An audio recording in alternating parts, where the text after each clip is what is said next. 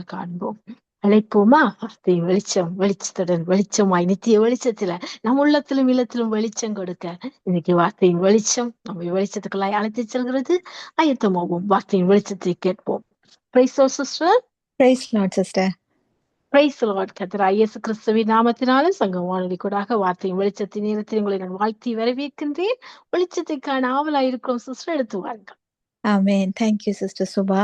உங்களுடைய குரல் நாட்களுக்கு பிறகு கேட்டதுல ரொம்ப சந்தோஷம். ஆசீர்வதிப்பாராக. இந்த கொடுத்தது நல்ல வேலைக்காய் நான் நன்றி செலுத்துகிறேன். ஒரு மகிமையான பாக்கியம் இது. எனக்கு சாட்சி இருக்குது. நான் அன்றைக்கு இந்த மெசேஜ் எடுக்கலாமா வேணாமான்னு எனக்குள்ள ஒரு போராட்டம் இருந்து கொண்டே இருந்தது. ஆனா இங்க வந்த பிறகு நான் என்ன மெசேஜ் எடுக்கலாமா வேணாமான்னு யோசிச்சு கொண்டிருந்தனோ அதைத்தான் எடுக்கணும்ன்றதுக்கு ஆண்டவர் சிஸ்டர் டொல்லி மூலமா எனக்கு ஒரு confirmation. I am so happy.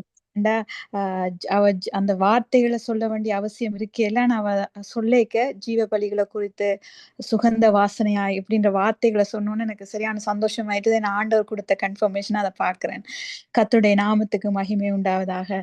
நாங்கள் ஜெபிப்போம். அன்பின் பரலோக பிதாவே, இந்த நல்ல வேலைக்காய் உமக்கு நன்றி செலுத்துகிறேன் ஆண்டவரே. ஆண்டவரே, எங்களை அதிகமாய் நேசிக்கிற தெய்வம் நீங்க ஆண்டவரே. எங்களுடைய சூழ்நிலைகளை காட்டிலும் ஆண்டவரே, எங்களை சுற்றி நடக்கிற காரியங்களை காட்டிலும் ஆண்டவரே, நீங்க எங்க மேல வைத்திருக்கிற நேசம் மகா பெரியது ஆண்டவரே. நண்புக்காய் நன்றி செலுத்துகிறேன் ஆண்டவரே. இந்த வேளையிலும் ஆண்டவரே, உங்களுடைய வார்த்தைகளை நாங்கள் தியானிக்க போகிறோம் ஆண்டவரே. நீங்க எங்களோடு பேசுங்க பரிசுத்தாவியானவரே. அடுத்த ஒரு 30 நிமிஷத்துக்கு ஆண்டவரே உம்முடைய அபிஷேகம், உம்முடைய பிரசன்னம் ஆண்டவரே. ஆண்டவரே, எந்த இடங்களுக்கெல்லாம் இந்த சத்தம் போகிறதோ அந்த இடங்களுக்கெல்லாம் ஆண்டவரே உம்முடைய அபிஷேகத்தினால் நிரப்பப்படும்படியாய் ஜெபிக்கிறேன் ஆண்டவரே. நீங்க பேசுங்க ஆண்டவரே. உம்முடைய சத்தத்துக்கு செவி கொடுக்கிற உம்முடைய மேய்ச்சலின் ஆடுகளாய் ஆண்டவரே உம்முடைய பிரசன்னத்தை நாங்கள் அனுபவிக்க உம்முடைய வார்த்தையை ஆண்டவரே எங்களுடைய மன்னாவாய் உட்கொள்ள எங்களுக்கு உதவி செய்யுங்க ஆண்டவரே. எங்களோடு இடைப்படுங்க பரிசுத்த ஆவியானவரே. உம்முடைய வார்த்தை மாத்திரம் வெளிப்படட்டும். இயேசுவின் நாமத்தினாலே ஜெபிக்கிறேன் எங்கள் நல்ல பிதாவே, ஆமென். கர்த்தருடைய நாமம் மகிமைப்படுவதாக. இன்றைய நாளிலும் நாங்கள் ரோமர் 12வது அதிகாரம் 1, 2 வசனங்களை நாங்கள் தியானிக்க போகிறோம். இந்த 1வது வசனத்திலே நாங்கள் கற்றுக்கொள்ள வேண்டிய பாடங்கள் அநேகமா இருக்கிறது. அந்த ஜஸ்ட் அந்த ஒன் வேர்டுல அநேக காரியங்களை ஆண்டவர் பொக்கிஷம் போல அதுல வைத்திருக்கிறார். ரோமர் 12 1வது வசனம்.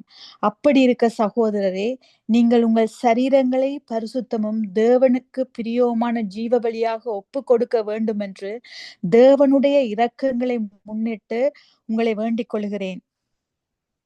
இதுவே நீங்கள் செய்யத்தக்க புத்தியுள்ள ஆராதனை. எனக்கு அன்பான தேவ பிள்ளைகளை, இந்த வசனத்துல முழுக்க முழுக்க சரீரங்களை குறித்து தான் ஆண்டவர் பேசுகிறார். ஆவியை குறித்தோ ஆத்மாவை குறித்தோ அங்க எதுவுமே சொல்லப்படவில்லை. முழுக்க முழுக்க அது சரீரங்களை குறித்து அங்கே பேசப்படுகிறது. அதுல முக்கியமாக 3 காரியங்கள் நமக்கு அங்கே கொடுக்கப்படுகிறது. முதலாவது, எங்களுடைய சரீரங்களை நாங்கள் பரிசுத்தம் உள்ளதாய், தேவனுக்கு பிரியம் உள்ளதாய், ஜீவ பலியாக ஒப்பு கொடுக்க வேண்டும் என்று சொல்லி அங்கே ஆண்டவர் விரும்புகிறார். இந்த பரிசுத்தமாய் கொடுப்பது எப்படி என்று சொல்லி நாங்கள் அநேகர் அறிந்திருக்கிறோம். ஆண்டவர் எப்படிப்பட்ட பரிசுத்தத்தை விரும்புகிறார், எங்களுடைய சரீரத்தை நாங்கள் எப்படியாய் பரிசுத்தமாய் ஆண்டவருக்கு பிரியமாய் சமர்ப்பிக்க வேண்டும் என்று சொல்லி நாங்கள் அனைவருமே அறிந்திருக்கிறோம். அது அநேகருக்கு தெரிந்த ஒரு காரியம். ஆகவே அதை குறித்து நான் அதிகமாய் பேச விரும்பவில்லை. அதுக்கு அடுத்ததாய், தேவனுக்கு பிரியமான ஜீவ பலியாக. இந்த இடத்துலதான் அநேக காரியங்களை நாங்கள் கற்றுக்கொள்ள வேண்டி இருக்கிறது. எங்களுக்கு பரிசுத்தமாய் வாழுவது எப்படி என்று சொல்லி அநேக பிரசங்கங்களை கேட்டிருக்கிறோம். எங்களையும் அறியாம எங்களுடைய கான்சியஸ்ல, எங்களுடைய மனசாட்சியிலே அது பதிக்கப்பட்டிருக்கிறது. ஆண்டோடைய திட்டங்களும் அவருடைய கற்பனைகளும் கட்டளைகளும் என்னன்னு சொல்லி எங்களுடைய இருதயத்துக்குள்ளே அது பதிக்கப்பட்டிருக்கிறதுனால இயற்கையாகவே ஆண்டவராகிய இயேசு கிறிஸ்துவை நாங்கள் ஏற்றுக்கொண்டு மறுரூபமாக்கப்பட்ட பிற்பாடு பரிசுத்தத்தை வாஞ்சிக்கிறவர்களாய் நாங்கள் மாறிவிடுகிறோம். ஆனால் இங்க 2வது பகுதியா இருக்கிற அந்த தேவனுக்கு பிரியமான ஜீவ பலி என்று சொல்லும் போது, ஜீவ பலி, அதை நாங்கள் குறித்து கொஞ்சம் ஆராய்ந்து அறிய போகிறோம். ஜீவன் பிளஸ் பலி, ஜீவ பலி, அதுதான் ஜீவனுள்ள பலி. எப்படி ஜீவனுள்ள பலியை நாங்கள் கொடுக்க முடியும்? நல்லா யோசிச்சு பாத்தீங்கன்னு சொன்னா, ஒரு ஆட்டையோ மாட்டையோ கொண்டு போய் அந்த காலத்துல பலி செலுத்தும் போது அங்க தேவனுடைய சன்னிதானத்துல பலிபீடத்துல அதை கொண்டு போய் அங்கே அதை அறுக்குறாங்க. அறுத்தோன்னா அந்த இடத்துல அந்த பழி செலுத்தப்பட்ட அந்த மிருகம் வந்து அங்கே இறந்து விடுகிறது, அது செத்து விடுகிறது, அதோடைய ஜீவன் அங்கே கொடுக்கப்பட்டு விடுகிறது. ஆனால் எங்களுடைய சரீரத்தை குறித்து ஆண்டவர் பேசும்போது, எங்களுடைய சரீரத்தை அவர் பலியாக அங்க ஆண்டவர் எப்படி சமர்ப்பிக்க வேண்டும் என்று சொல்லும்போது, அவர் சொல்லுகிறார், ஜீவ பலியாக, ஜீவன் உள்ள பலியாக, ஜீவன் பிளஸ் பலியாக, ஜீவிக்கிற பலியாக ஆண்டவர் எங்களுடைய சரீரங்களை எதிர்பார்க்கிறார். ஏன் அதை ஸ்பெசிபிக்காய் சொல்லுகிறேன் என்று சொன்னால், இது நாங்கள் ஒவ்வொரு நாளும் செய்ய வேண்டிய ஒரு பலி. ஆண்டவரிடத்துல போய் நாங்கள் எங்களுடைய சரீரத்தை ஒரு நாள் கொடுக்கிறோம் என்று சொன்னால், கிட்டத்தட்ட அது அங்கே வெட்டுண்டு எங்களுடைய சரீரத்தை வெட்டி எங்களுக்குள்ளே இருக்கிற எல்லா அழுக்குகளும் சுத்திகரிக்கப்பட்டு, ஆண்டவரே என்னுடைய சரீரத்தை நீங்க பொறுப்படுத்திக் கொள்ளுங்க, உங்களுடைய பாதத்துல நான் சமர்ப்பிக்கிறேன் என்று சொன்ன உடனே எங்களுடைய உயிர் எங்களுடைய உடலை விட்டு போயிருதா? இல்ல, நாங்க ஜீவனோடு தான் இருக்கிறோம். அடுத்த நாள் எழும்புகிறோம், அடுத்த நாள் வேலைகளை செய்கிறோம், நாங்க போக வேண்டிய இடங்களுக்கு போகிறோம், ஜீவனோடு தான் இருக்கிறோம். அதனாலதான் இந்த சரீரத்தை குறித்த பலி என்று சொல்லும் போது, இந்த சரீரம் ஜீவனுள்ள பலி என்று சொல்லி ஆண்டவர் எங்களிடத்திலே சொல்லுகிறார். இது ஜீவிக்கிற பலியாகவே இந்த பலியை வந்து நாங்கள் ஒவ்வொரு நாளும் ஆண்டோடைய பாதத்திலே செலுத்த வேண்டியவர்களாய் இருக்கிறோம். ஏதோ ஒரு நாள் ருச்சிக்கப்பட்ட நாள் அன்றைக்கு ஆண்டவரிடத்துல கொடுத்துட்டு, ஆண்டவரே என்னை நான் உமக்கு சமர்ப்பிக்கிறேன், I surrender everything to you ஃபாதர்ன்னு சொல்லி ஏதோ ஒரு நாள் அவரிடத்துல பலி செலுத்துகிற பலி அல்ல. சரீரத்தை குறித்து அங்கே ஸ்பெசிபிக்காக சொல்லப்பட்டிருக்கிறது. ஆண்டவரை அறிந்த பிள்ளைகளாகிய நாங்கள், இயேசு கிறிஸ்துவை பார்த்து தகப்பன் என்று சொல்லுகிற நாங்கள், எங்களுடைய சரீரங்களை தினமும், ஒவ்வொரு தினம் என்று சொன்னால் அது ஒவ்வொரு நாளும் காலமா மாத்திரமோ அல்லது இரவு மாத்திரமா இல்ல, எப்பெல்லாம் எங்களிடத்துல ஆண்டவர் அந்த பலி செலுத்த வேண்டும் என்று சொல்லுகிற உணர்வை தருகிறாரோ, எங்களுக்குள்ளே ஒரு உணர்வு வருகிறதோ, அந்த செகண்ட், அது எவ்ரி மினிட்டா கூட இருக்கலாம், ஆண்டவரிடத்துல எப்பொழுதும் போய் எங்களுடைய ஜீவனை, எங்களுடைய சரீரத்தை ஜீவிக்கிற பலியாக நாங்கள் ஒவ்வொரு நாளும் கொடுக்க வேண்டும். நாங்க கொடுத்த பிறகு அதே உயிரோடு தான் திரும்ப வெளியில வருகிறோம். அதனாலதான் அது ஜீவிக்கிற பலி. ஆகவே இந்த ஜீவனுள்ள பலியை ஒவ்வொரு நாளும் ஆண்டவர் நாங்கள் அவரிடத்துல ஒப்பு கொடுக்க வேண்டும் என்று சொல்லி ஆண்டவர் எதிர்பார்க்கிறார். இதுல நாங்க கவனிக்க வேண்டிய விஷயம் என்ன சொன்னால், இங்க பவுல் இதை ஸ்பெசிபிக்காய் சொல்லுகிறார். தேவனுடைய, இப்படி நீங்கள் பலி செலுத்த வேண்டும் என்று சொல்லி தேவனுடைய இரக்கங்களை முன்னிட்டு வேண்டிக் கொள்ளுகிறேன், இதுவே நீங்க செய்யத்தக்க புத்தி உள்ள ஆராதனை என்று சொல்லுகிறார். அங்க தேவனுடைய இரக்கங்களை கொஞ்சம் தள்ளி வைத்து விட்டு அந்த வசனத்தோட இறுதி பகுதியில வந்தீங்கன்னு சொன்னாங்க, புத்தி உள்ள ஆராதனை, இதுவே நீங்க செய்யத்தக்க புத்தி உள்ள ஆராதனை என்று சொல்லி பவுல் அதை ஸ்பெசிபிக்காய் சொல்லுவதற்கு காரணம் என்னவென்று சொன்னால், அநேக ஆராதனைகள் இருக்கிறது. ஸ்தோத்திர பலி இருக்கிறது, நாங்கள் பாடி ஆண்டவரை ஆராதிக்கலாம், துதி பலிகளை செலுத்தி ஆராதிக்கலாம். ஆனால் இந்த ஜீவனுள்ள பலியாக எங்களுடைய சரீரங்களை நாங்கள் கொடுக்கிற பலியை ஆண்டவர் வந்து இப்படியாய் கொடுக்க வேண்டும் என்று சொல்லிவிட்டு சொல்லுகிறார், இதுதான் நீங்க செய்யக்கூடிய புத்தி உள்ள ஆராதனை. அதாவது ஸ்மார்ட்டா, கெட்டிக்காரத்தனமா நீங்க ஒரு பலி செலுத்த வேண்டும் என்று சொன்னீங்கன்னு சொன்னா, இந்த வழியில நீங்க செலுத்துகிறது தான் புத்தி உள்ள ஆராதனைன்னு சொல்லுகிறார். எந்த வழி என்று சொன்னால், தேவனுடைய இரக்கங்களை முன்னிட்டு உங்களுக்கு வேண்டிக் கொள்ளுங்க. அதுலதான் அந்த ரகசியமே அடங்கி இருக்குது. நாங்க கொடுக்கிற பலியில இல்ல, நாங்க ஜீவனுள்ள பலியாக எங்களுடைய சரீரங்களை நாங்க கொண்டே கொடுக்கிறோம். ஆனால் அந்த கொடுக்கிற அந்த பலிய வந்து தேவனுடைய இரக்கத்தை முன்னால வச்சு கொடுங்க என்று சொல்லி பவுல் எங்களுக்கு அறிவுறுத்துகிறார். அப்படி கொடுக்கும் போதுதான் அது புத்தியுள்ள ஆராதனையாய் மாறுகிறது. ஏன் அவர் அப்படி சொல்லுகிறார் என்று சொன்னால், தேவனுடைய இரக்கங்களை முன்னால வச்சுட்டு கொடுங்கன்னு சொல்றாரு.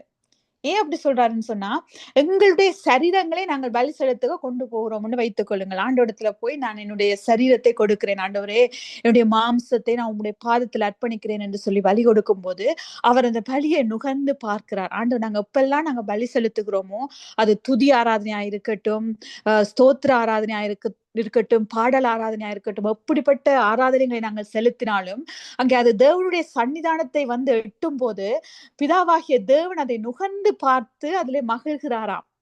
அப்ப அவர் நுகரும் போது, நான் எங்களுடைய சரீரங்களை பலியாக கொடுக்கும் போது, ஜீவிக்கிற பலியாக அதை கொடுக்கும் போது, பிதாவாகிய தேவன் அதை நுகர்ந்து பார்க்கும் போது நீங்க நினைக்கிறீங்களா நல்ல வாசனை அவர் நுகர முடியும் என்று சொல்லி? கட்டாயமா இல்லை. ஏனென்றால் எங்களுடைய சுய நீதியில எங்களுடைய சரீரத்தோட உண்மையான அடையாளத்தோட நாங்க கொண்டு போய் அங்கே கொடுக்கும் போது அவர் நுகர்ந்து பார்த்தா உண்மையா அவரால் சகிக்க முடியாது. ஏனென்றால் பரிசுத்தத்திலும் பரிசுத்தம் உள்ள தேவன் அவர். அவரிடத்துல சிறிய அழுக்கு ஏதும் இல்லை, சிறிய குறை கூட இல்லாத ஒரு பரிசுத்தம் உள்ள மகா தேவன் அவர். அவரிடத்துல எங்களுடைய சரீரத்தை ஜீவ பலியாக நாங்கள் ஒப்பு கொடுக்கும் போது அவர் அதை நுகர்ந்து பார்ப்பாரா இருந்தால் அவரால் ஒரு நல்ல வாசனையை நுகரவே முடியாது. நீங்க எப்படித்தான் உங்களுடைய வாழ்க்கையை பயங்கரமா நீங்க நடத்தி பெர்ஃபெக்டா இருக்குன்னு நினைச்சு கொண்டு போய் நீங்க அந்த சரீரத்தை ஆண்டவரிடத்துல பலியாய் படைக்க கொண்டு போய் வைத்தாலும் ஆண்டவர் தேவன் அதை நுகரும் போது ஒருபோதும் ஒரு நல்ல ஸ்மெல்ல ஆண்டவரால நுகர முடியாது. ஏனென்றால் எங்களுடைய வாழ்க்கையெல்லாம் கந்தையும் குப்பையுமாய் இருக்கிறது.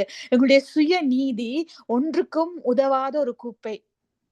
எங்களுடைய சுய நீதியை வைத்துக்கொண்டு எங்கள் சுய கிரியைகளை வைத்துக்கொண்டு தேவனிடத்துல நாங்கள் பலி செலுத்த போவோமாய் இருந்தால் அந்த ஆராதனை அவர் நுகரும் போது அவரால் ஒரு நல்ல ஆராதனை நுகர முடியாது. ஒரு நல்ல சுகந்த வாசனையாய் அது அவருடைய சன்னிதானத்தை எட்ட முடியாது. அதனாலதான் பவுல் சொல்லுகிறார், நீங்க இந்த பலியை செலுத்துங்க, உங்களுடைய சரீரங்களை பரிசுத்தமும் ஒப்பு கொடுக்க அவருக்கு பிரியமான ஜீவபலியாக ஒப்பு கொடுக்க வேண்டும் என்று தேவனுடைய இரக்கங்களை முன்னிட்டு நான் உங்களை வேண்டிக் கொள்ளுகிறேன். அதனாலதான் அவர் சொல்றாரு, நீங்க பலிகளை கொண்டு போது அதுக்கு முன்னால தேவனுடைய இரக்கத்தை வச்சிட்டு கொண்டே கொடுங்க. ஏன் அப்படி சொல்லுகிறார் என்று சொன்னால், அவர் சொல்லுகிற தேவனுடைய இரக்கம் என்ன? தேவனுடைய இரக்கம் எங்கே வெளிப்பட்டது? அங்கே பவுல் புத்தியுள்ள ஆராதனை என்று சொல்லுகிற அந்த தேவனுடைய இரக்கத்தை முன்னிட்டு நீங்க செய்தீங்கன்னா அது புத்தியுள்ள ஆராதனை என்று சொல்லுகிறாரே, அவர் தேவனுடைய இரக்கம் என்று சொல்லி அங்கே குறிப்பிட்டு காட்டுகிற அவருடைய இரக்கம் என்ன? அந்த இரக்கம் எங்கே வெளிப்பட்டது? அந்த இரக்கம் யார் என்று சொல்லி பார்ப்பீங்கன்னு சொன்னா, தேவனுடைய இரக்கம் வெளிப்பட்டது கல்வாரி சிலுவையில. அந்த சிலுவையில வெளிப்பட்ட இயேசு கிறிஸ்து தான் அவருடைய தேவனுடைய இரக்கத்தின் மறுபெயர். தேவன் எங்கள் மீது வைத்த அன்பின் நிமித்தம் அவருடைய ஒரே பேரான குமாரனை தந்தருளி இவ்வளவா எங்களிடத்துல அன்பு கூர்ந்தார் என்று சொல்லி வசனத்திலே நாங்கள் வாசிக்கிறோம். அவருடைய அன்பும் இரக்கமும் எங்கே வெளிப்பட்டது என்று சொன்னால் கல்வாரி சிலுவையிலே இயேசு கிறிஸ்துவின் மூலமாய் அது வெளிப்பட்டது என அன்பானவர்களே. அந்த இயேசு கிறிஸ்துவின் இரத்தத்தை பிடித்து கொண்டு என்னுடைய சரீரத்தை நான் ஜீவபலியாக ஒப்பு கொடுக்க கொண்டு செல்லும் போது ஆண்டவருடைய சன்னிதானத்தில், ஆண்டவரே என்னுடைய சரீரத்தை நான் உமக்கு சுகந்த வாசனையாய் படைக்கிறேன் என்று சொல்லி கொண்டு போகும் போது அங்கே என்னுடைய ரத்தத்துக்கு முன்பதாக இயேசு கிறிஸ்துடைய ரத்தத்தை, அவருடைய இயேசு கிறிஸ்துடைய சிலுவையை நான் முன்னால் வைக்கும் போது அங்கே பிதா நுகரும் போது இப்ப யாரை நுகருவார் என்று சொன்னால் என்னுடைய சரீரத்தை இல்ல, இயேசு கிறிஸ்துடைய ரத்தத்தின் அந்த ஜீவ பலியை ஆண்டவராகிய தேவன் நுகருகிறார். இப்ப அதை நுகரும் போது அவருக்கு எப்படிப்பட்ட வாசனை வருகிறது? அது சுகந்த வாசனையாய் அவருடைய சன்னிதானத்தை எட்டுகிறது. இப்ப அந்த ஆராதனை அவரால் நிராகரிக்கவே முடியாது. எங்களுடைய சர்வம் எவ்வளவு அழுக்கான குப்பியா இருந்தாலும், எங்களுடைய சுயநீதி எவ்வளவே உபயோகம் இல்லாததா இருந்தாலும், அங்கே தேவனுடைய இரக்கமாகிய இயேசு கிறிஸ்துவின் இரத்தத்தை எங்களுடைய ஜீவ பலியாகிய சர்வத்துக்கு முன்பதாக வைத்து அங்கே நாங்கள் பலி செலுத்தும் போது, ஒரு ஆராதனையை செலுத்தும் போது, அதை நுகரும் போது தேவனாகிய பிதாவுக்கு அது சுகந்த வாசனையா இப்ப மாறுகிறது. கண்மான தேவ பிள்ளைகளே, அதனாலதான் அங்கே பவுல் சொல்லுகிறார், நீங்க தேவனுடைய இரக்கங்களை முன்னிட்டு நீங்க இத பலியிட வேண்டும் என்று சொல்லி நான் உங்களை வேண்டிக் கொள்ளுகிறேன். ஏனென்றால் அப்படி செஞ்சீங்கன்னா தான் அது புத்தியுள்ள ஆராதனை. It's a smart, it's a very clever, கெட்டிக்காரத்தனமாய் ஒரு ஆராதனை சேர்ந்து ஆண்டவருடைய மனசை கவர வேணும் என்று சொல்லி விரும்புவீங்கன்னு சொன்னா, அவருடைய அட்டென்ஷனை திரும்பி பார்க்க வைக்க வேணும்னு சொல்லி விரும்புவீங்கன்னு சொன்னா, தேவனுடைய சிலுவை கத்ரா இயேசு கிறிஸ்துவின் அந்த சிலுவை மரணத்தை, அவருடைய இரத்தத்தின் அந்த பலியை உண்மையாகவே புரிந்து கொண்டவர்களாய், அந்த சிலுவையிலே செலுத்தப்பட்ட அந்த விலை கிரயத்தின் மகிமையை உண்மையாய் ஏற்றுக்கொண்டு அதற்கேற்ற மரியாதையை கொடுத்து, விசுவாசத்தை கொடுத்து, நம்பிக்கையை வைத்து நாங்கள் பலி செலுத்தும் போது ஆண்டவருக்கு முன்பதாக எங்களுடைய ஆராதனை பிரீதியாய் மாறுகிறது. நாங்க அதுக்கு பிறகு நீங்க அவரிடத்துல ஜெப விண்ணப்பங்களை கேட்கும் போது அவருடைய சித்தத்தின்படி ஏற்ற நேரத்தில் அதை தந்தரலி எங்களை எல்லாம் ஆண்டவர் எங்களுக்கு கிருபை அருளுகிறவராய் இருக்கிறார் எனக்கு அன்பானவர்களே. அதனாலதான் இது புத்தியுள்ள ஆராதனை. இன்னைக்கு நாங்க எப்படியோலாம் ஆண்டவரை ஆராதிக்கிறதுக்கு ட்ரை பண்ணி கொண்டிருக்கிறோம். எப்படியோலாம் முயற்சி செய்கிறோம்.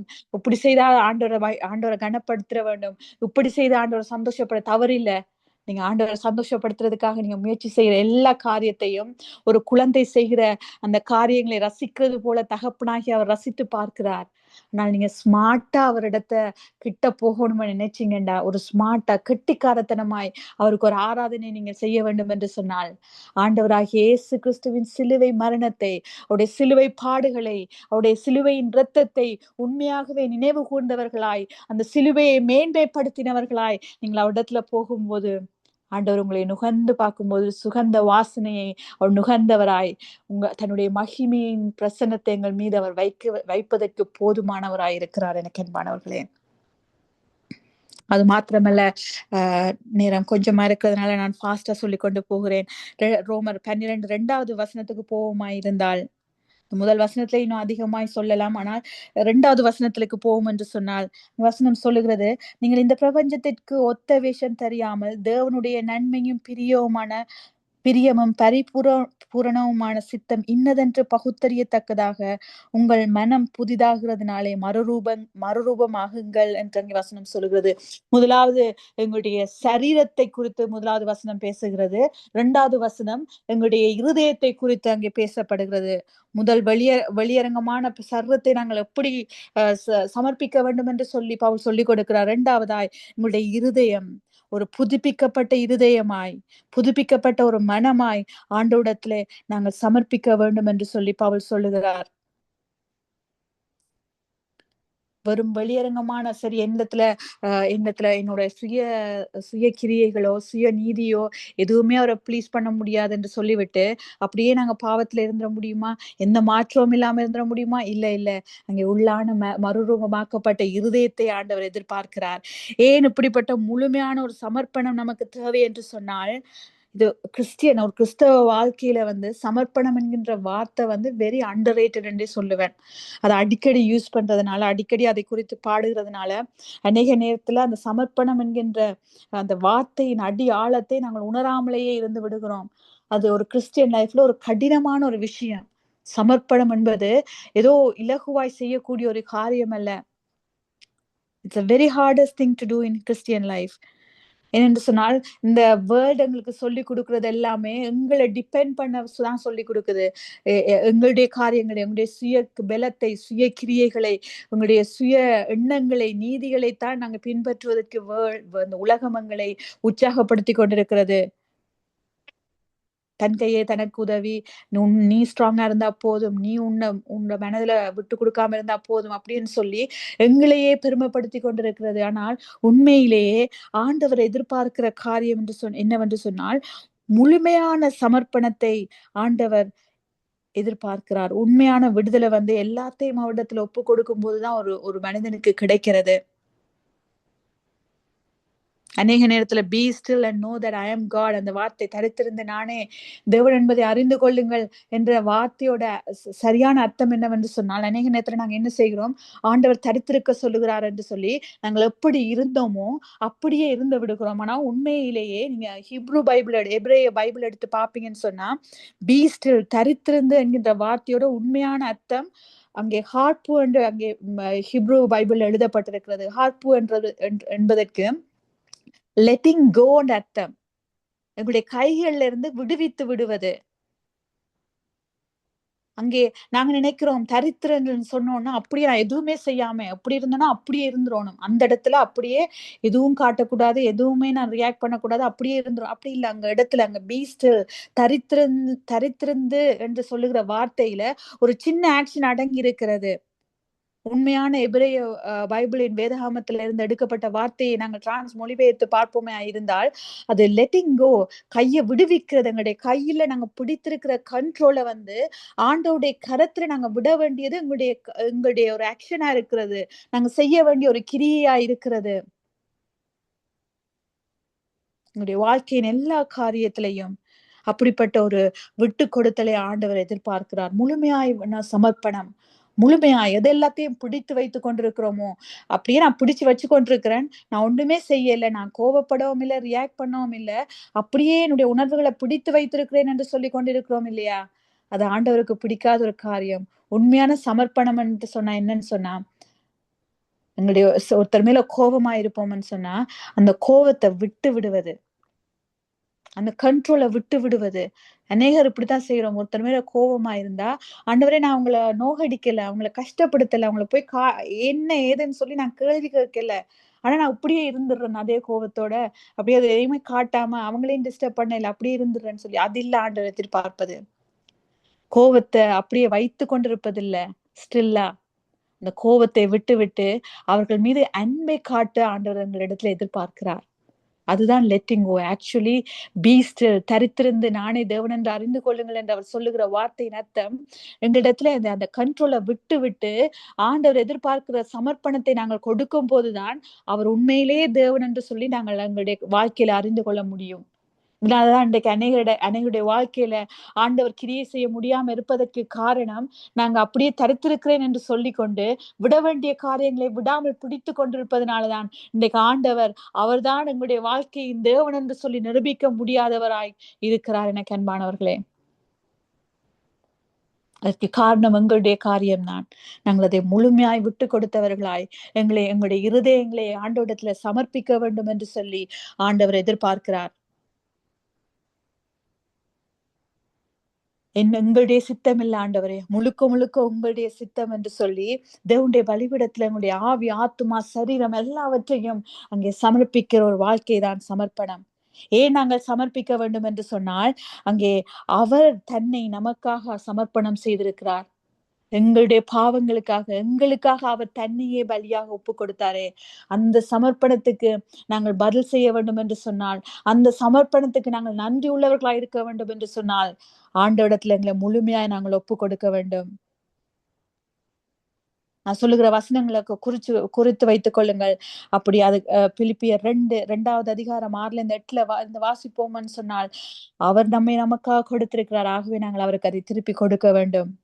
எரேமியா 29:11 அவருக்கு தெரியும் எது எங்களுக்கு சரியானது, ஏற்றது, சிறந்தது என்று சொல்லி அவர் அறிந்திருக்கிறார். அதனால அவர்கிட்ட நாங்க எங்களுடைய வாழ்க்கையை சமர்ப்பிக்க வேணும். ஏசாயா 26:3 வாசிப்பீங்கன்னு சொன்னா, அவரிடத்துல நாங்கள் சமர்ப்பிப்பதனால ஒரு தேவனுடைய பெரிய சமாதானத்தை நாங்கள் பெற்றுக்கொள்ளுகிறவர்களாய் மாறி விடுகிறோம். எனக்கு அன்பானவர்களே, யாக்கோபு 4:7 சொல்லுகிறது, நாங்கள் ஏன் சமர்ப்பிக்க வேண்டும் என்று சொன்னால், எங்களுடைய சமர்ப்பணம் எங்களுடைய வாழ்க்கையிலே, ஆவிக்குரிய வாழ்க்கையிலே ஒரு பெரிய வெற்றியை எங்களுக்கு கொண்டு வரும். நாங்கள் எங்களை சமர்ப்பிப்பதனால எதெல்லாம் நாங்கள் ஆசீர்வாதத்தை பெற்றுக் கொள்ளுகிறோம் என்று சொன்னால், யாக்கோபு 6:8 வாசிப்பீங்கன்னு சொன்னா, தேவனோடு நெருங்கிய ஒரு உறவுக்குள்ளே நாங்கள் போகிறோம். நாங்கள் ஆண்டவரிடத்துல சமர்ப்பிப்பது நிமித்தம் அவரோடு ஒரு நெருங்கிய உறவுக்குள்ள நாங்கள் போகிறோம். அநேக நேரத்துல நாங்க என்ன சொல்லுகிறோம்னு சொன்னால், ஆண்டவரிடத்துல ஜெபிப்பதற்கு, அவரிடத்துல போய் எங்களை பலி செலுத்துறதுக்கு நிறைய பேரால முடியல. ஏன்னா நான் இவ்வளவு என்னுடைய வாழ்க்கையில இவ்வளவு அழுக்கி இருக்கிறது, இவ்வளவு கரைகள் இருக்கிறது, இவ்வளவு பாவங்கள், இந்த இடத்துல எல்லாம் நான் சின்ன சின்ன இடங்கள்ல தவறி விட்டேன். ஆண்டவரத்துல போய் என்னை கொடுப்பதற்கே கஷ்டமா இருக்கிறது, ஆண்டவரை போய் அவரை பார்க்கறதுக்கு ஒரு மாதிரி கூச்சமா இருக்கிறதுன்னு சொல்லி எங்களை நாங்களே ஒடுக்கி கொண்டிருக்கிறோம். எனக்கு அன்பானவர்களே, ஆண்டவர் அவரிடத்துல நாங்க கரையோட தான் வர வேண்டும் என்று சொல்லி எதிர்பார்க்கிறார். ஏனென்றா அந்த கரையை கழுவக்கூடிய ஒரே தகுதி அவருக்கு மாத்திரம்தான் இருக்கிறது. எங்களை நாங்களே கழுவிட்டு அவர்கிட்ட போக வேண்டிய அவசியம் இல்லை. அப்படி நாங்களே கழுவோம்னு சொன்னா அவருடைய சிலுவைக்கு எந்த அர்த்தமும் இல்லை. நாங்கள் இருக்கிற வண்ணமாகவே போகும்போது அவருடைய கல்வாரியின் ரத்தம் எங்களை கழுவி சுத்திகரிக்க போதுமானதா இருக்கிறது. நாங்க செய்ய வேண்டிய காரியம் எல்லாம் அவரிடத்துல போக வேண்டியது, அதாவது சமர்ப்பணம். அவரிடத்துல எங்களை சமர்ப்பிக்க வேண்டியது அவசியமாயிருக்கிறது. ஜீவ பலியாக எங்களை ஒப்பு கொடுக்க வேண்டியது அவசியமாயிருக்கிறது. அப்படி நாங்கள் செய்யும் போது அவரோடு ஒரு நெருங்கிய உறவுக்குள்ளே நாங்கள் போகிறோம். நாங்கள் அப்படி சமர்ப்பிப்பதன் நிமித்தம் சங்கீதம் 32:8 சொல்லுகிறது, தேவனுடைய பெரிய வழி நடத்துதலை நாங்கள் பெற்றுக்கொள்கிறவர்களாய் காணப்படுகிறோம்.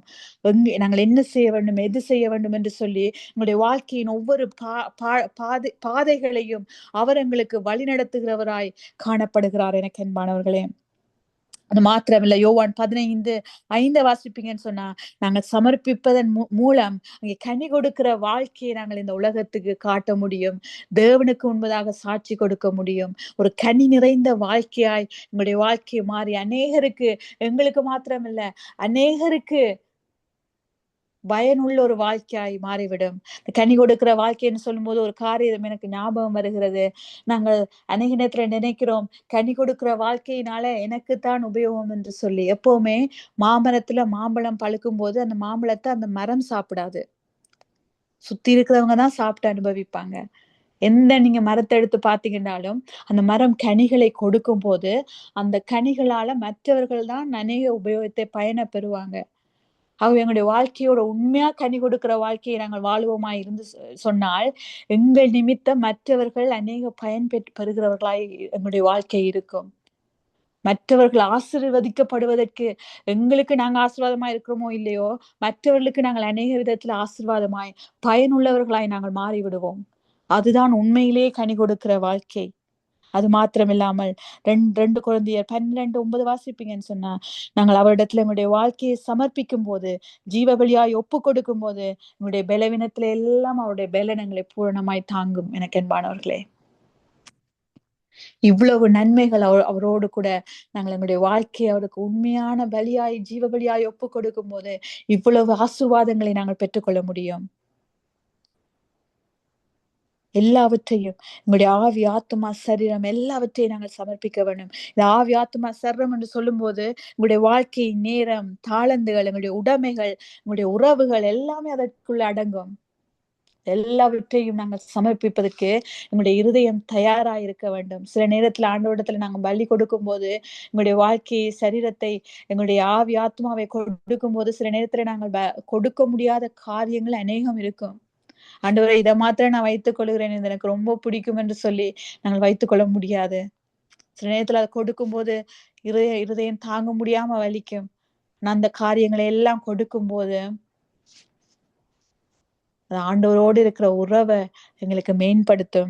அநேகருக்கு கனி கொடுக்கிற வாழ்க்கையாய் மாறும். அவருடைய வழிநடத்துதலை பெற்ற வாழ்க்கையாய் மாறும். அவருடைய பலத்திலே வாழுகிற ஒரு வாழ்க்கையாய் எங்களுடைய வாழ்க்கை மாறும். அப்படியே கண்களை மூடி நாங்கள் ஜெபிப்போமா? அன்பின் பரலோக பிதாவே, இந்த நல்ல வேலைக்காய் உமக்கு நன்றி செலுத்துகிறேன் ஆண்டவரே.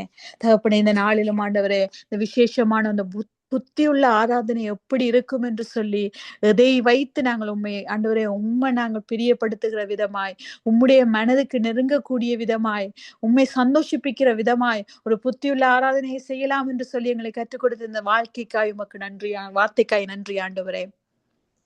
ஆண்டவரே, எங்களுடைய கிரியைகள் இல்ல ஆண்டவரே, எங்களுடைய நீதி இல்ல ஆண்டவரே, ஆண்டவராக இயேசு கிறிஸ்துவின் ரத்தத்தை கொண்டு உம்மிடத்திலே நாங்கள் வருகிறோம் பிதாவே. ஆண்டவரே, எங்களுடைய தகுதி இல்ல ஆண்டவரே, இயேசு கிறிஸ்து கல்வாரி சிலுவையில் எங்களுக்காக சிந்தின அந்த ஆண்டவரே, அந்த கல்வாரியின் ரத்தத்தை முன்னிட்டு நாங்கள் வருகிறோம் ஆண்டவரே. அந்த இரக்கத்தை அந்த இரக்கத்தை முன்னிட்டு நாங்கள் உம்முடைய பாதத்தில் வருகிறோம் சுவாமி. ஆண்டவரே, எங்களை அங்கீகரியுங்க ஆண்டவரே, எங்களை ஏற்றுக்கொள்ளுங்க ஆண்டவரே. உமக்கு பிரியமான பாத்திரங்களா எங்களை மாற்றுங்க ஆண்டவரே. தகப்பனே, எங்களுடைய இந்த அர்ப்பணத்தை யாரெல்லாம் என்னோடு கூட இணைந்து இந்த ஜெபத்துல ஈடுபட்டு ஆண்டவரே தங்களை அர்ப்பணிக்கிறார்களோ ஆண்டவரே, ஆவி ஆத்துமா சர்றத்தை நீங்கள் ஆசீர்வதிங்க, அங்கீகரிங்க ஆண்டவரே. ஏற்றுக்கொள்ளுங்கப்பா ஆண்டவரே. நீங்க நுகர்வது எங்களுடைய சுயத்தை இல்ல ஆண்டவரே, உம்முடைய இரக்கமாகிய இயேசு கிறிஸ்துவின் ரத்தத்தை நீங்க நுகருகிறீங்க ஆண்டவரே. அதனால நீங்க எங்களுடைய ஜீவ பலியை சுகந்த வாசனையாய் உங்களுடைய சமூகத்துக்கு எட்டுகிறது என்று சொல்லி நாங்கள் 100% விசுவாசிக்கிறோம் ஆண்டவரே. அதனால கிடைக்கிற எல்லா ஆசீர்வாதங்களையும் அனுபவித்து வாழுகிற ஒரு வாழ்க்கையா இருக்க கிருபை செய்யுங்க ஆண்டவரே. யாரெல்லாம் இன்றைக்கு தங்களுடைய வாழ்க்கையை சமர்ப்பிக்கிறாங்களோ ஆண்டவரே, அவருடைய வாழ்க்கையில ஆண்டவரே உம்மோடு நெருங்கிய ஒரு உறவு உண்டாகும்படியாய் ஜெபிக்கிறேன் ஆண்டவரே. நீங்க நடத்துகிற வழி நடத்துதல் இருக்கும்படியாய் ஜெபிக்கிறேன் ஆண்டவரே. ஒரு கனி கொடுக்கிற வாழ்க்கை இருக்கும்படியாய் ஜெபிக்கிறேன் ஆண்டவரே. அவருடைய பலவீனத்துல எல்லாம் அவருடைய பலன் தாங்கும்படியாய் ஜெபிக்கிறேன் ஆண்டவரே. யாரெல்லாம் சுகவீனத்தோடு ஆண்டவரே, மனதில் ஆண்டவரே பலவீனப்பட்டவர்கள், உள்ளம் உடைந்தவர்களாய் ஆண்டவரே, தனிமையிலே வாடினவர்களாய் இந்த வார்த்தையை கேட்டுக்கொண்டிருக்கிறார்களோ அவர்கள் எல்லாருக்கும் ஆண்டவரே, நீங்க எங்கேயுமே இல்லை, அவங்க அருகாமையில் அவர்களோடு கூட தான் பயணித்துக் கொண்டிருக்கிறீங்கன்றத உணரச் செய்யும்படியாய் ஜெபிக்கிறேன் ஆண்டவரே. பலவீனங்கள் எல்லாம் பலனாய் மாறட்டும். சுகவீனம் எல்லாம் மறைந்து ஒரு சுகம் உண்டாகும்படியாய் ஜெபிக்கிறேன் ஆண்டவரே.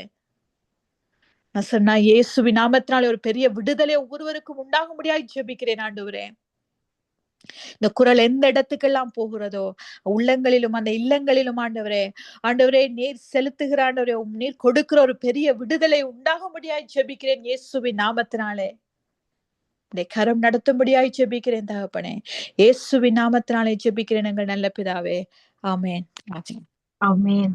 ஆமேன். ஆமேன். ஆமேன். நன்றி சிஸ்டர், அருமையான வார்த்தையின் வெளிச்சம். அழகான வார்த்தைகள் எங்களை கட்டி எழுப்பியது அந்த விசுவாச வார்த்தைகள். ரோமரி புஸ்தகம் 12ஆம் அதிகாரம் 1-2 வசனங்களின் அடிப்படையில ஆதாரம் வச்சுக்கொண்டு அங்கே பலியை சத்தர் விரும்புகிறார். இப்படிப்பட்ட பலி என்று சொன்னால் நம்முடைய சரீரங்களை ஒடுக்கிற பலி, நம்முடைய சரீரங்களை ஜீவ பலியா புத்தியுள்ள ஆராதனை, அவருடைய இரக்கங்களை மட்டும் அந்த இரக்கம் கல்வாரி சிலுவையில பெற்று இருக்கோம். அந்த இரக்கத்தின் இன்றைக்கு நாங்க இரக்கம் பெறுகிறோம். நோவாயின் பலியை கத்த சுகந்த வாசனையாக நுகர்ந்து மழையை மகிழ்ந்தார். நாங்கள் துதி பலியருக்கு நன்றி பலியர் எடுக்கும் அவர் வாசனை ஆகும். அந்த வாசனை பலிதான் நமக்கு சமாதத்தை தருகிறது, சந்தோஷத்தை கனி கொடுக்க வாழ்க்கையை வாழ வைக்கிறது என்ற அருமையான சத்தியத்தை ஆழமாக நம்ம கற்றுக் கொடுத்தீர்கள். இந்த நாள கர்த்தர் உங்களை இணைத்தது, கர்த்தருக்கு ஸ்தோத்திரம். மீண்டுமா உங்கள் குரலை கேட்க வைத்த கிருபைக்காக என்று வாய்ந்தவனை சோத்தரிக்கிறேன். தொடர்ந்து இணையுங்கள். கர்த்தர் நாமத்தை ஒன்றாக மகிமைப்படுத்துவோம். கொடுத்த வார்த்தைக்காக நன்றி செலுத்துறேன். அருமையான வார்த்தைகள் அழகாக கற்றுக் கொடுத்தீர்கள். கற்றுக் கொடுத்த உங்களை, உங்கள் குடும்பத்தை, ஊழியங்களை கர்த்தர் நிறைவா ஆசீர்வதிப்பாராக. கர்த்தரை சித்தமான நாங்கள் இன்னொரு அழைப்புல சந்திக்கும் வரைக்கும் தேவ சமாளித்து கூறுகிறோம். நன்றி sister. Thank you sister. God bless you. அருமையான வார்த்தையும் வெளிச்சம். நிச்சயமாக நாங்கள் எப்படி பலியிடுகிறோம் என்பது முக்கியம். அது அவருக்கு பிரியமான பலியிடுகிறோமா? ஏதோ வந்தோம், சபைக்கு வந்தோம், இல்லை இந்த இடத்துக்கு வந்தோம், ஏதோ ஒரு பாட்டை பாடுவோம், ஏதோ ஒரு ஜெபத்தை செய்வோம், ஏதோ ஒரு வார்த்தையை கொடுப்போம் என்று அல்ல. அவருக்கு சித்தம் இன்னதென்று அறிந்து அவருடைய இரக்கத்தை வேண்டிக் கொள்ளுவலாய், அவருடைய இரக்கத்தின் பாத்திரங்களாய், அவருடைய இரக்கத்தால நிரப்புற பாத்திரங்களாய், அது அதே எங்களுக்கு அவருக்கு பிரியமான பலியா நாங்கள் எடுக்கும் போது நிச்சயமாக அவர் சுகந்த வாசனை அணுகள் எங்களை கனி கொடுக்கிற வாழ்க்கைக்குள் எடுத்து செல்வார். உண்மை உறுதியாய் பற்றி கொண்ட மனதையுடன் உண்மையை நம்பி இருக்கிறபடியா உன சமாதானத்துடன் அவர் காத்துக் கொள்வார். அந்த சமாதானம் நமக்கு வேண்டும். அந்த சமாதான பலி, அந்த துதி பலி, அந்த நன்றி பலி, அப்படிப்பட்ட பலிகளை நாங்கள் செலுத்தி நாமத்தை உயர்த்துவோம். அருமையான வார்த்தைகள், ஆழமான சத்தியத்தோடு நீண்ட நாட்களை பிரத சகோதரியை கத்திருந்த இடத்துல மீண்டுமா இணைத்த கிருபைகளுக்காக என் தேவாய் தேவனை சோசரிக்கிறேன். நன்றி செலுத்த இந்த வார்த்தைகள் எனக்கு ஆசீர்வாதமா இருந்தது, உங்களுக்கும் ஆசீர்வாதமா இருந்திருக்க நான் விசுவாசிக்கின்றேன். நிச்சயமாக கர்த்தர் பெரிய காரியங்களை செய்வார். இந்த வார்த்தைகளை மற்றவர்களுக்கும் அறிமுகப்படுத்துங்கள், அனுப்பி கொடுங்கள். அவர்கள் சத்தியத்தின் ஆழத்தை கற்றுக்கொள்ளட்டும். வெளிப்பாடுகளை ஆவியானவர்களுக்கு வெளிப்படுத்துவார். நாம் ஒன்றைய மகிமைப்படுவதாக. சரியா தொடர்ந்த நேரம் 8 மணி. நாங்கள் வார்த்தையின்